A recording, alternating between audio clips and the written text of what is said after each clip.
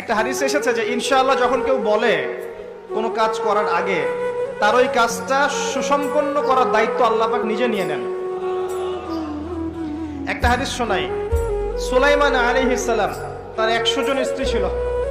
কতজন? এখন পশ্চিমারা আমাদেরকে শেখায় যে বহু বিবাহ ভালো না, ইসলামে 4টা বিয়ের কথা বলা আছে, ইসলাম কত অমানবিক ধর্ম, এগুলো শেখায় না? শেখায়। সুলাইমান আলাইহিস সালাম কাদের নবী? বনু ইসরাইলের নবী, যিনি এই জেরুজালেম থেকে সারা বিশ্ব শাসন করেছিলেন। তার পিতা দাউদ আলাইহিস সালামও সারা বিশ্ব শাসন করেছেন এই জেরুজালেম থেকেই। পরবর্তীতে তিনি দাউদের পুত্র সুলাইমান আলাইহিস সালাম, তিনি আরো বেশি ক্ষমতা নিয়ে বিশ্ব শাসন করেছেন। জিনরাও তার অনুগত ছিল। তিনি পশু পাখির ভাষা বুঝতেন, এমনকি পিঁপড়ার ভাষা পর্যন্ত বুঝতেন। সুবহানাল্লাহ। বাতাসে ফ্লাই করতে পারতেন। জানেন না আপনারা?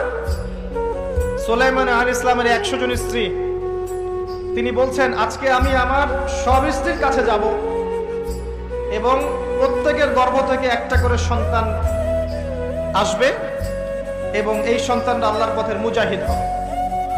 তিনি একটা কথা বলতে ভুলে গেলেন। কি? নবী সাল্লাল্লাহু আলাইহি ওয়াসাল্লাম বলছেন যে কোন স্ত্রী সন্তান জন্ম দেয়নি, একজন স্ত্রীর গর্ভে একটা সন্তান এসেছিল, সেটা আপনার প্রিম্যাচিউর, যেটাকে আমরা বলি প্রিম্যাচিউর বেবি, মানে বিকলাঙ্গ না শব্দটা, আসলে মানে ম্যাচিউর না, আমাদের মতো সুস্থ না, সুস্থ সবল না, এবং সেও পরবর্তীতে বাঁচেনি আর। তো নবী সাল্লাল্লাহু আলাইহি ওয়াসাল্লাম বলছেন ওই দিন যদি সুলাইমান আলাইহিস সালাম ইনশাআল্লাহ বলতেন তাহলে তার কথাই সত্য হতো। ইনশাআল্লাহ ক্ষমতা বুঝতে পারছেন?